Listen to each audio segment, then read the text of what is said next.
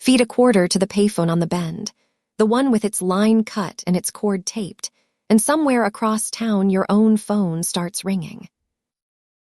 I know because I stood there in June with a silver quarter and a question, and the dial tone was waiting, 2 winters after the wires came out of the ground.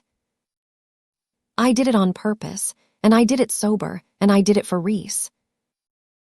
I sell phones for a living, in a strip mall out by a highway that stopped exiting for this town years ago. Halloran Falls is the kind of place people are from, and this spring, the wrecking money came through for the 4 blocks everybody calls the Bend. The laundromat, the shoe repair, the rooming houses, all of it soaked glass and orange spray paint, stripped for copper, waiting for October. The payphone stands outside the laundromat under a security light that has no business burning, because power on that block was pulled in March. Reese Callum has been missing since the last Friday in February. He fixed furnaces, owed nobody money, and one cold, clear night, he walked out of his apartment and did not come back.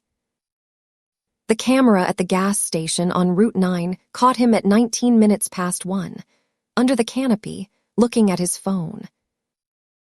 After 4 minutes, he walked out of the frame, toward the Bend. The police did what police do in a town already being erased, everything required and nothing extra. His mother printed flyers on yellow paper. I stapled them from the fairgrounds to the river, and June rain has washed his face to the shadow of a jaw. At the store, I unlock phones all day, and for 3 weeks every text I sent him went through as delivered. Delivered means a phone somewhere is on, and charged, and listening, and nobody could tell me where that somewhere was. The ritual came from the older kids in middle school, half dare, half instruction, the way those things always arrive. You wait for a night with no moon, walk to the Bend alone, and bring a quarter minted before the year you were born.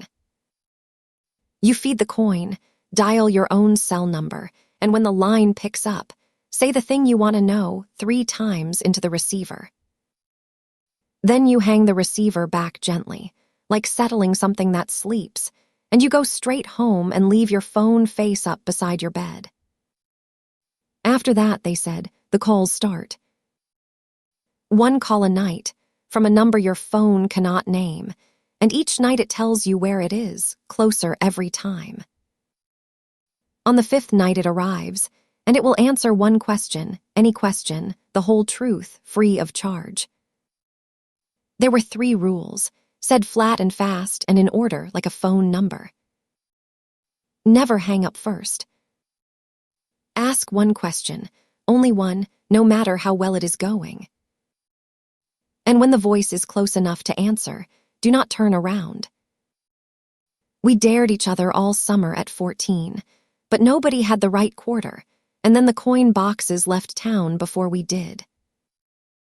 I had not thought about it in 20 years, until a night in May, rereading old texts from Reese, when I found the one from January. Do you still have your lucky quarter, it said, at 6 minutes past 2 in the morning.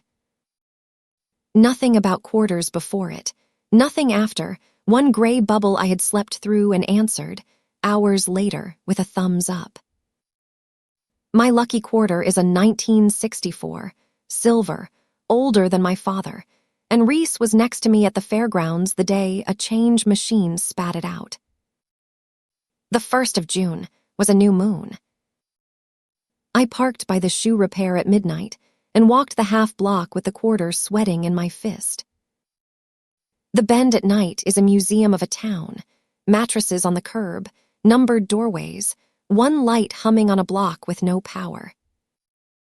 The receiver was cold and the dial tone was waiting, and that was when the ground moved, because the line has been dead since the copper crews came. I dialed my own number, the phone in my jacket started ringing, and half a second before the earpiece clicked, my pocket went quiet. Nobody said hello. There was only room tone, the sound a kitchen makes at night, a refrigerator, a slow clock that did not tick so much as swallow. I said it 3 times. Where is Reese Callum? Where is Reese Callum? Where is Reese Callum? I set the receiver down like a sleeping thing and drove home through 6 empty intersections. The first call came at 19 minutes past 1, the same minute stamped on the last picture of him. The screen said restricted. The call never showed in my log, and star 69 got me a recording about a number that does not exist. I answered on the second ring. I'm at the fairgrounds, it said. The voice was wrong in a patient way, assembled, every word borrowed from a different room. It stayed on the line, so I stayed too, 11 minutes of kitchen quiet, until the click and the 3 dead beeps. The fairgrounds are 4 miles from my bed. I lay there doing the arithmetic of it until the window went gray. The second night, 19 past 1, restricted. I'm at the rail yard, it said. And then, after a long while in my mother's exact cadence, it said my first name. The rail yard is 2 miles out. I checked the locks with the phone against my ear, feeling it listen, and sat against the headboard until the click let me go. I told nobody, because there is no way to say that sentence out loud and keep a job and a lease. On the 3rd day, I tried to be useful, and I wanted on record that I tried. I drove to the bend in daylight with wire cutters, thinking I would end it at the source. The payphone stood in the sun with its cord taped, and the cut end of its line lay in the weeds, capped with rust, connected to nothing. There was nothing to cut, and I stood there holding wire cutters like a man who has brought a fork to the ocean. That night it said, I'm at the laundromat, and under the words I could hear the security light humming and something else, a pocket full of coins, shifting. The laundromat is 9 blocks from my apartment. I stayed on the line 50 minutes. Around the half hour, it hummed the song Reese's mother keeps on in her kitchen, and I bit my cheek and stayed quiet.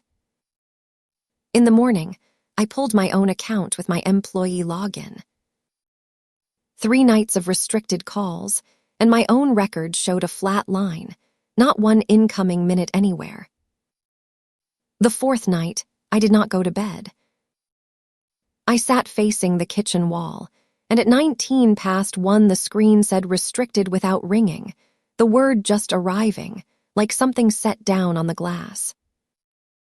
I'm on your street, it said. The voice had stopped assembling itself. It came out smooth now, and the smoothness was worse, because things practice for a reason.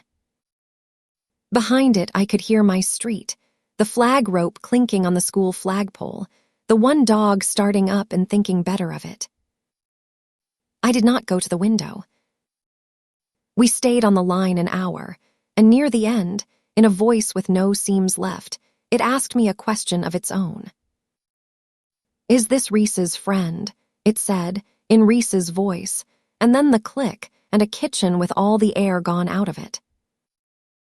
I spent the 5th day the way you prepare for surgery. I wrote my one question on an index card and taped it to the wall above the kitchen table.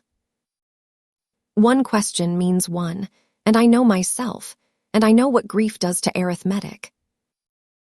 I took the mirror off the kitchen wall and laid it in the hall closet, glass against the coats. The toaster went into a cupboard, and a towel went over the oven door, because a reflection might count as turning to see it. At 19 minutes past 1, the kitchen went quiet the way a breath goes held, and the word restricted arrived on the screen. I answered. For the first time, there was nothing in the background, no room tone, no street, no humming light, nothing between the voice and me. I'm behind you, it said, and the phone was late, like a bad dub, the words arriving first through the air at the back of my neck. I kept my eyes on the card, and the card shifted, the way paper moves when a door opens somewhere in a house. I asked my one question. Where is Reese Callum? The answer took its time, and it did not come out of the phone anymore. He came to me in February, it said, with his mother's question in his mouth.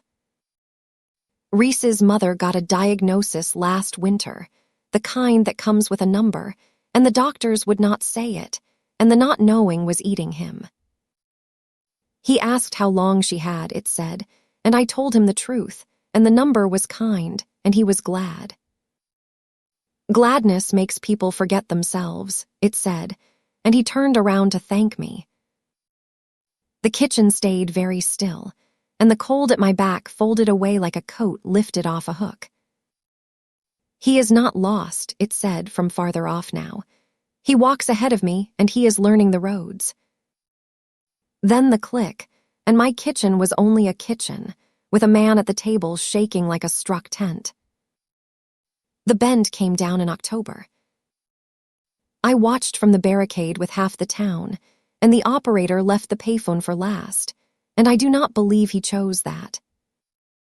It went into the scrap roll-off, and the security light burned over the rubble for 3 more nights, and then it let go. Reese's mother moved east that winter, 2 states over, to her sister's town, and her number is holding, and the doctors call her lucky. The flyers are gone, except one out by the fairgrounds that somebody laminated, his jaw a yellow ghost under the plastic. People at the store laugh at my 4-year-old phone with the cracked corner, and I let them, because trade-ins wipe history, and mine keeps a kind no log can see. Some nights, not every night, at 19 minutes past 1, the screen says restricted without lighting up. I always answer, because the first rule was never given an expiration date. The voice does not say my street anymore. It says county roads now, names I look up afterward, each one a little farther east, out along the way to her sister's town. I stay on the line while he walks, and I never hang up first, and so far, every time the click has come.